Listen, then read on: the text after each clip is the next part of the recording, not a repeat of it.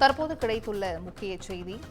இரட்டுக்கடை உரிமையாளரின் மருமகன் பல்ராம் சிங் சற்று நேரத்தில் நெல்லை அனைத்து மகளிர் காவல் நிலையத்தில் ஆஜராக இருப்பதாக தற்போதைய அண்மை தகவல் கிடைத்திருக்கிறது. கூடுதல் விவரங்களை செய்தியாளர் சிவகுமார் வழங்கிட கேட்கலாம். சிவகுமார், வணக்கம். இரட்டுக்கடை உரிமையாளரின் மருமகன் இன்று நேரில் ஆஜராக இருப்பதாக தகவல் வெளியாகி இருக்கிறது. இது குறித்தான முழு விவரங்கள் சிவகுமார்.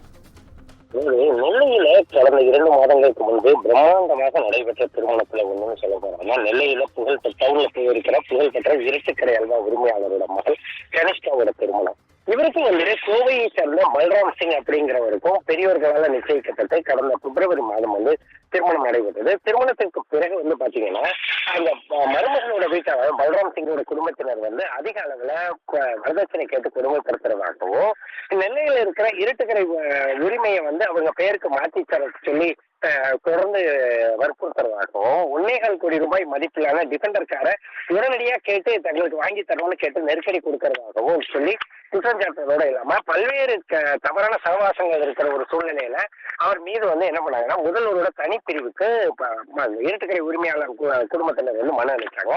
இது தமிழகம் முழுவதும் ஒரு பலத்த ஒரு அதிர்ச்சியை ஏற்படுத்திட்டு இந்நிலையில இதற்கு எதிர்ப்பு தெரிவிக்கும் விதமா கோவையை சார்ந்த பல்ராம் சிங் குடும்பத்தினர் தெரிவித்தாங்க. என்னன்னு பாத்தீங்கன்னா, இவங்க கேட்ட மாதிரி நாங்க எதுவும் கேட்கணுங்கிற அவசியம் இல்லை. ஒண்ணு.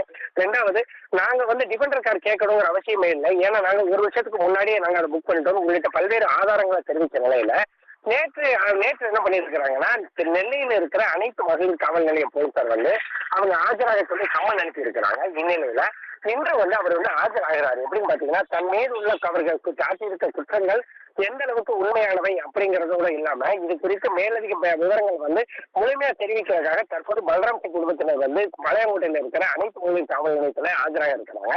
தொடர்ந்து அனைத்து மகளிர் காவல் நிலைய ஆய்வாளர் அதாவது கோமதி அப்படிங்கிறவங்க இந்த விசாரணையில ஈடுபடுறாங்க. அதாவது விசாரணை செய்யறாங்க.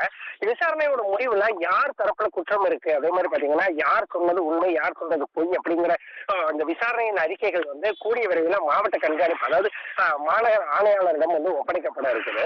தமிழகம் முழுவதுமே இந்த விவகாரம் கடும் ஒரு பலத்தை ஒரு இதை ஏற்படுத்தினாலும் இந்த வழக்கோட முழு நிலவரம் தெரிய வர்றதுக்கு இன்னும் ஓரிரு தினங்கள் ஆகும். செஞ்சுதா